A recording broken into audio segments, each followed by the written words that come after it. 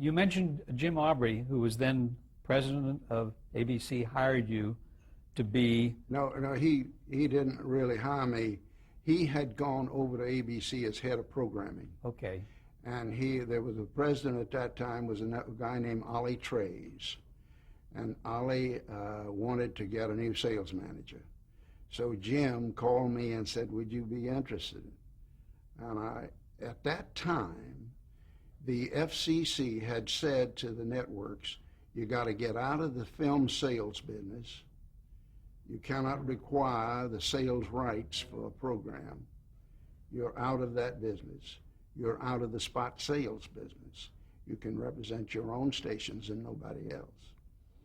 Well, that was a blow to me, because that was a division that I was sales manager of and hoped to head up and so on. But I was very nervous at that time as to what CBS was going to do. Well, what CBS did was to form Viacom. Interesting, because that was in 1956. And Viacom ended up being a power unto itself and ultimately buying CBS. And Viacom today is the parent company of CBS. But it looked to me like it was going to be very difficult to get product to sell. And I was nervous about my job. And Jim knew of that and said, come on over here and talk to Ollie Trays. So I went over and talked to Ollie, and Ollie took me into Leonard Golinson. Then we went to lunch, and then we came back, and we made a deal that very afternoon, and I went to work for him. Let's talk for a moment about Jim Aubrey. Jim Aubrey then left. What happened, Frank Stanton called Jim Aubrey 6 weeks later, and told him that he would make him president of the network if he would return to CBS. It would take him some time to do that. And Jim told me what was happening. So I made a pitch to Leonard Golinson and Ollie Trays, and Cy Siegel was a big, big factor in ABC. He was a financial man. Leonard Golinson and he had been together from the beginning of Paramount, when they split Paramount into theaters and production. And they had gone together in the theaters and ultimately bought ABC. And I pitched him for Jim's job. Jim had given him notice he was going back to CBS. And they gave it to me. So you were vice president in charge of programming. And I was the vice president in charge of programming, right. Went over the programs. At the time I went with ABC, they were only programming about 4 or 5 nights a week.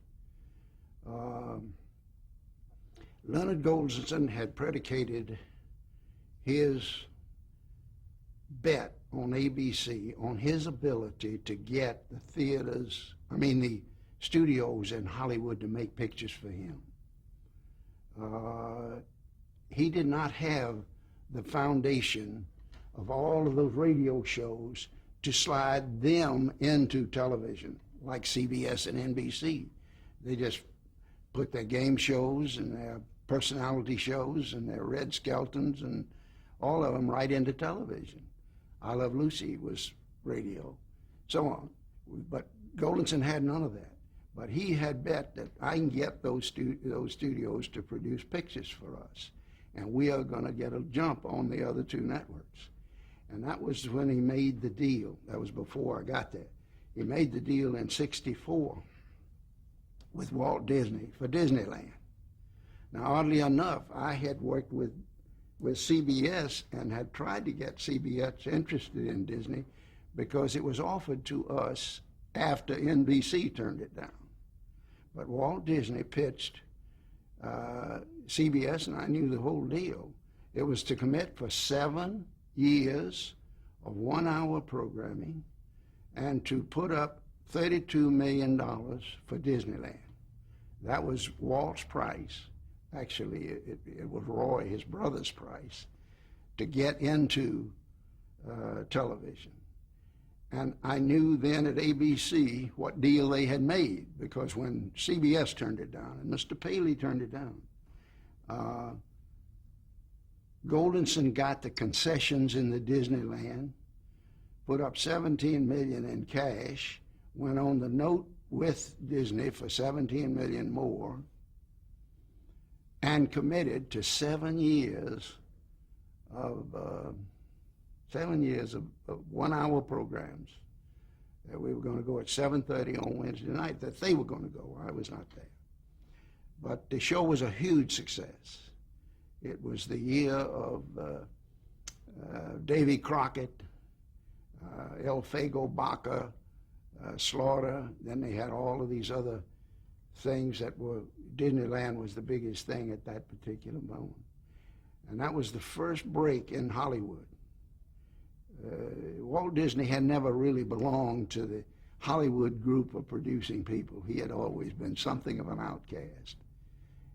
When he was the least bit successful, he started Buena Vista for the distribution of his own films. But he was at a very low point in 1954, very low. He was, the stock was down to very low, and he was in a bad shape. He had to do something spectacular, and he did. And that was the opening the next year of Disneyland, which was another big success. But then when I got there, the first thing I had to sell was the Mickey Mouse Club. And that was divided in 15-minute segments, 5 nights a week, 1 hour. So you had 15 with a favored nations clause going through it, $650,000 for each quarter hour. It was unheard of. The agents just thought we were out of our mind. Well, we sold it out. And it was that break again that I had. I had the product. Disneyland was sold out solid, and we started with a sold-out Mickey Mouse Club, and it lasted for the next 6 years. Quick and interesting story. Ruth Handler, a woman that was starting a toy company, Mattel, which turned out to be Mattel, came in with her husband Ralph. Ralph was the guy who fiddled with the toys. She placed an order then and there for the Mickey Mouse Club. And we looked it up, and her gross sales had been $350,000 a year before. Gross sales, not net, gross. And she signed a contract that afternoon for $650,000, and her credit was no good.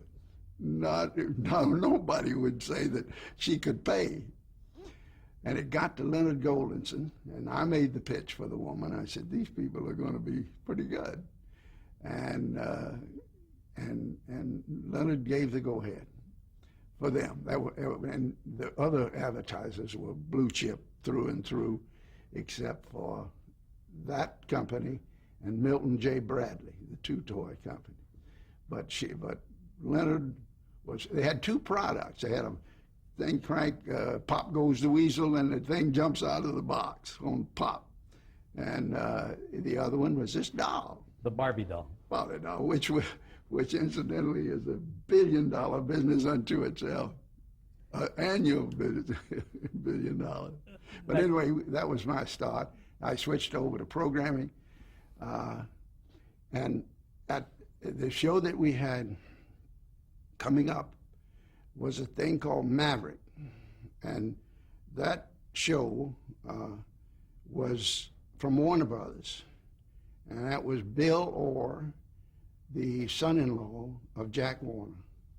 The guy that talked them into going into it was Benny Kalmanson. I don't know whether you ever knew Benny, but he was head of distribution for Warner Brothers. And he was a great believer in television right from the top and played a very important part in their expansion into television. But Maverick, Jim Garner, was cast off of Sayonara. He was in a picture called Sayonara.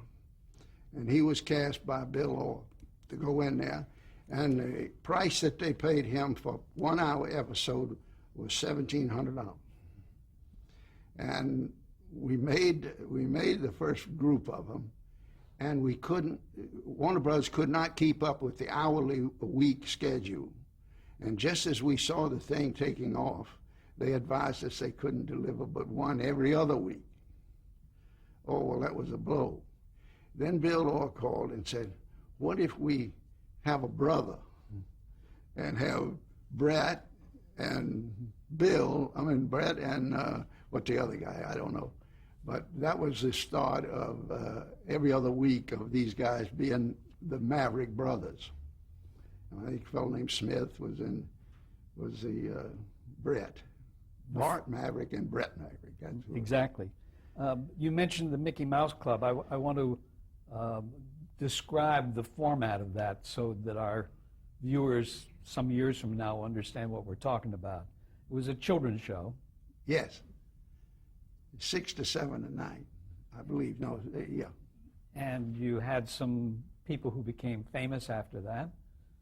Well, let me tell you, even though I was program director at this time, and the deal had been made for it before I got there, I had very little.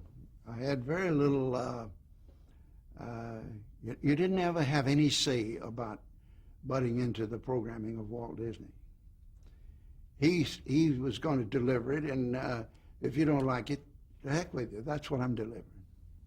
And so we would come out with the sponsors, and he'd go through the motions with us of having lunch with them and talking about the show. But when somebody like Dan Seymour, he liked Dan. You remember Dan was head of J. Walter Thompson. They had Kodak had two quarter hours in there, and that was Dan would suggest, well, why don't you do this with it? And they were all concerned that, you know, in each quarter hour segment, each hour segment of the thing, there was only about 35 minutes of new programming a day. It was a repeat. The first part of the show ran for almost 3 minutes, and it was all of them singing the Mickey Mouse Club. And the programming part was fairly limited. But he did that with repeating that song every day, and closing with this long, same song. The programming was that. But Dan Seymour suggested he cut down on that. And he told him, are you out of your mind? He said, that's why I'm making money out of that thing. So that was the end of it. Dan never made another suggestion. I never made a suggestion. I later came out and offered Walt an hour show a week of El Fago Baca, which El Fago Baca was a very famous Texas lawman. And they had 2 episodes, and it was a terrific hit. And I came out to talk him into doing it every week the next year. He said, no, the material isn't there. He says, that's all. We were very anxious to get a Spanish-like show because they were doing pretty well.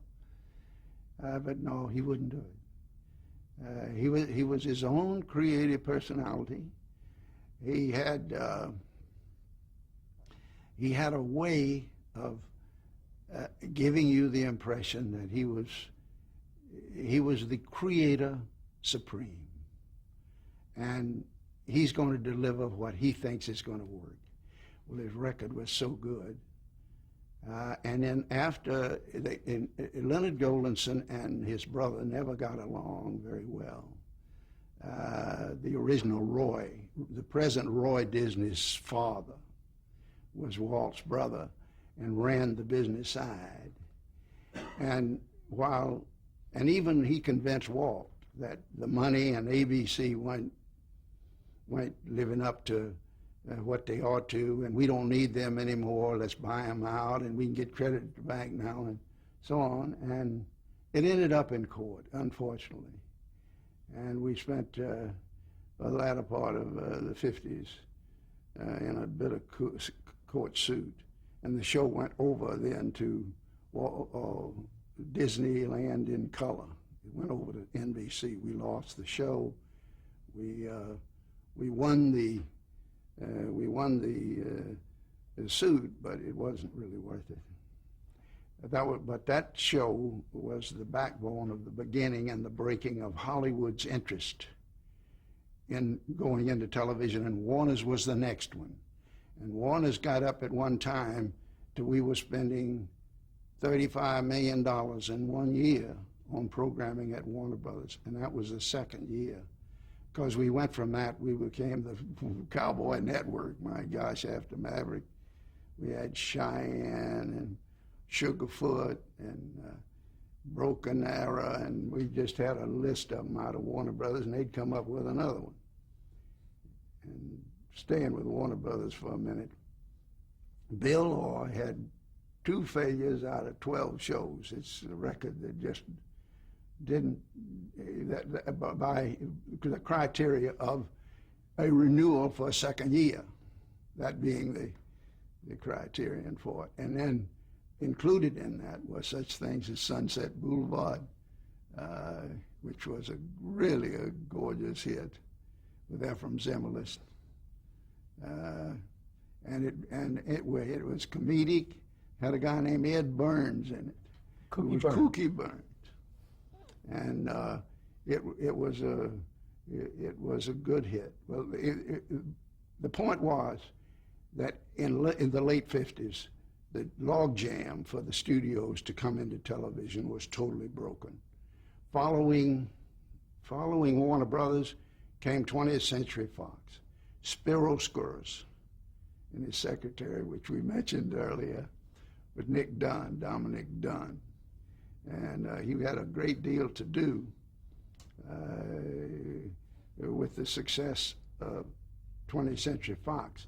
They came in and they later had 12 O'Clock High, Peyton Place, Adventures in Paradise, and everybody now in Hollywood was scrambling because it took up great studio space, volumes of studio space and time, cut their overhead for making motion pictures, and by this time the theaters had given up on television.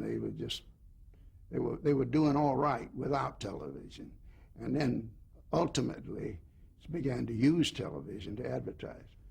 Going back to Walt Disney, he was the smartest guy in the town because he reserved a minute and a half on the end of every one of the Disneylands for a commercial for Disney.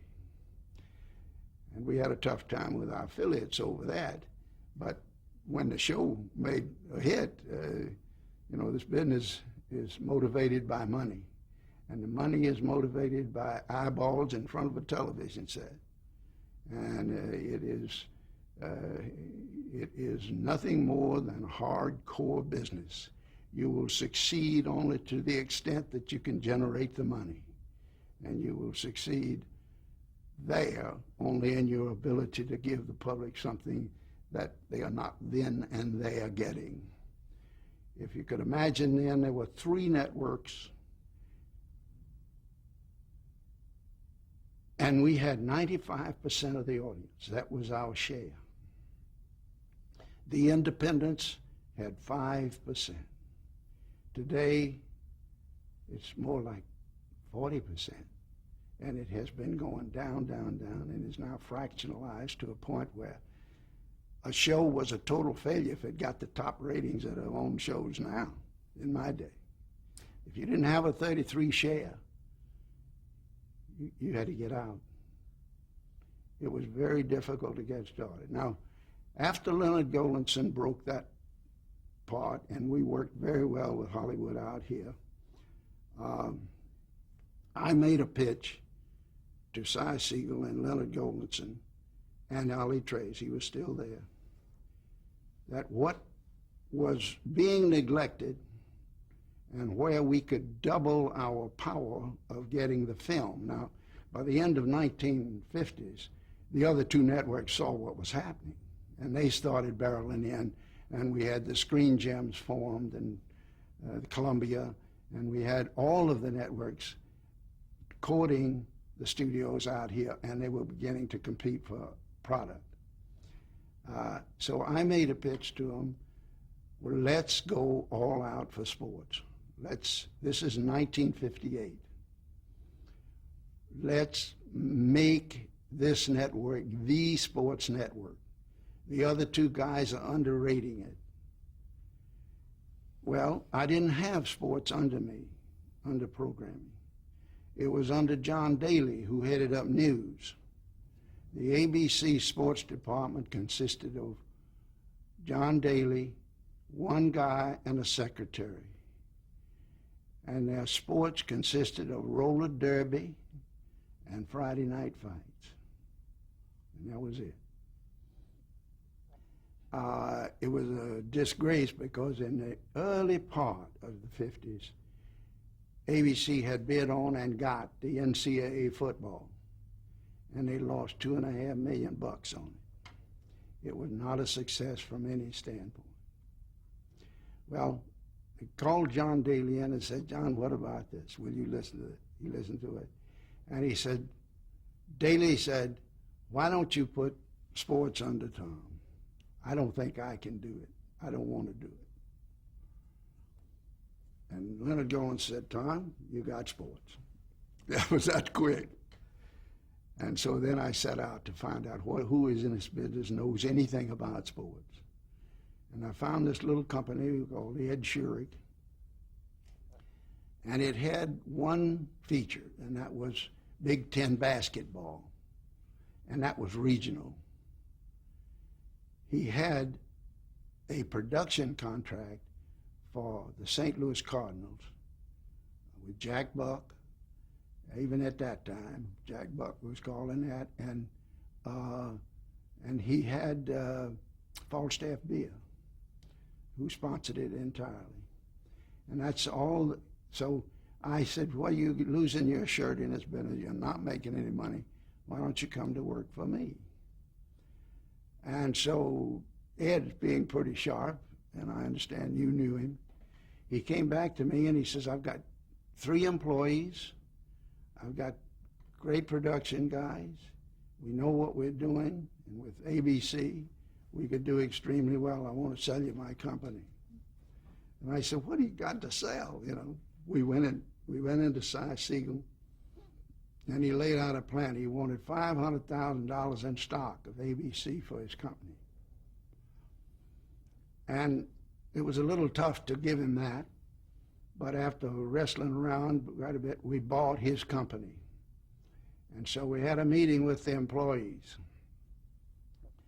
It was Ed Shurik and a guy named Rue Knowledge. Rue Knowledge was producing the basketball, and on his own was producing a show with the gal with the lamb. Sherry Lewis. Yeah, Sherry Lewis. But that was 1960 when I met him. We're going to pick that up in a moment because the Edgar J. Sherrick story is a very important one. Very much. Yep. He deserves a great deal of credit for the success, and he was overshadowed by the difference between administering a sports programming, making the decisions for the reach, and the production of the shows. We'll change tapes. All right.